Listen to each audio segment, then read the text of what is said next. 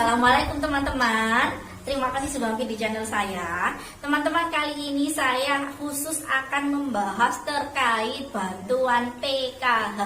Jadi, bantuan PKH sendiri teman-teman, itu kan memang mengalami keterlambatan pencairan untuk yang tahap 4 ini. Karena sejatinya yang sudah dialokasikan atau sudah dijadwalkan dari bulan Oktober, ternyata masih banyak yang belum bisa cair bantuan PKH-nya.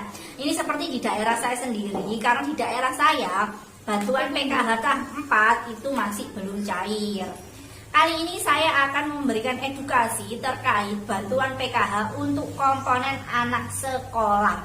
Karena dari kemarin, baik KPM saya sendiri dan juga beberapa teman-teman channel YouTube saya ini menanyakan terkait permasalahan dan informasi terkait bantuan PKH untuk komponen anak sekolah seperti itu. Nah, sedikit saya mau mengedukasi untuk bantuan komponen PKH anak sekolah itu adalah bantuan PKH yang diberikan ketika teman-teman peserta PKH itu memiliki komponen sekolah dari mulai anak SMA, anak SMP, dan juga anak SD. Bantuan PKH ini dicairkan setiap 3 bulan sekali ya, bukan setiap bulan. Jadi bantuan PKH itu setiap 3 bulan sekali. Untuk nominal bantuannya untuk anak SMA itu 500.000. Kemudian untuk anak SMP itu 375.000. Kemudian untuk anak SD ini bantuannya adalah 225.000.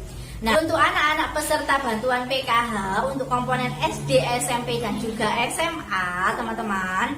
Nah, bantuan PKH untuk anak SD, SMP, SMA ini diberikan ketika anak-anak teman-teman atau anak-anak para peserta PKH itu memiliki jenjang yang berbeda. Jadi maksudnya seperti ini. Ketika memiliki 2 orang anak sekolah tersebut itu SD dan juga SMP. Jadi kedua-duanya bisa cair. Untuk yang SD 225, untuk yang SMP 375.000. Sehingga kalau di total nanti setiap 3 bulan sekali waktu pencairan PKH itu bantuannya adalah 600.000 seperti itu. Namun ketika teman-teman peserta PKH memiliki anak yang jenjangnya sama, misalnya sama-sama anaknya di tingkat SD, yang satu kelas 2, yang satu kelas 5, atau mungkin sama-sama di jenjang SMP, atau juga mungkin sama-sama di jenjang SMA. Bantuannya itu tetap hanya satu yang dicairkan. Jadi misalnya anaknya 2 tapi dua-duanya SMA, tetap hanya menerima satu bantuan PKH untuk komponen SMA senilai 500.000. Walaupun anaknya lebih dari 1 yang bersekolah di jenjang SMA. Nah, ini adalah aturan tertulis ya teman-teman. Jadi pemberian atau pencairan bantuan PKH untuk komponen anak sekolah itu ditujukan kepada yang memiliki jenjang anak sekolah berbeda. Karena tadi untuk yang jenjang sekolahnya itu sama, maka bantuan PKH-nya hanya bisa dicairkan satu saja. Makanya kemarin itu banyak sekali yang menganggap loh bantuan PKH saya kok berkurang. Tahun kemarin itu berapa dan tahun ini itu berapa. Ternyata bantuan PKH-nya berkurang, itu jenjang sekolah yang berbeda, ini bantuannya bisa cair. Tapi untuk jenjang sekolah yang sama, ini bantuannya tidak bisa cair ya teman-teman. Kemudian bantuan PKH sendiri maksimal adalah untuk 4 komponen saja. Sehingga bantuan PKH sendiri itu memang mengalami beberapa penurunan. Mungkin yang tahun kemarin itu cairnya berapa, terus kemudian sekarang cairnya berapa. Ini memang karena ada beberapa aturan-aturan terbaru. Seperti tadi aturan pencairan PKH untuk komponen yang jenjangnya sama seperti itu.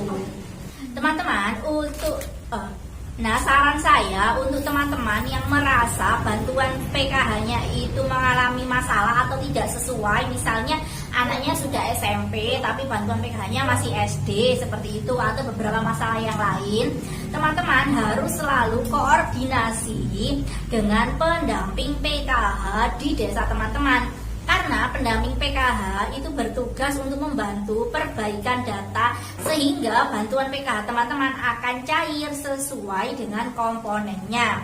Seperti itu ya. Jadi teman-teman harus sering-sering berkoordinasi.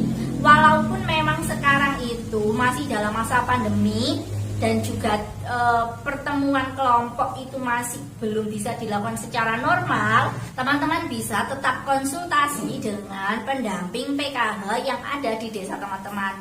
Karena kami sendiri sebagai pendamping PKH pasti akan membantu terkait semua permasalahan bansos yang dialami oleh KPM PKH kami. Seperti itu. Nah, sampai di sini dulu informasi dan edukasi terkait bantuan PKH khusus untuk komponen anak sekolah. Kita ketemu lagi di video selanjutnya.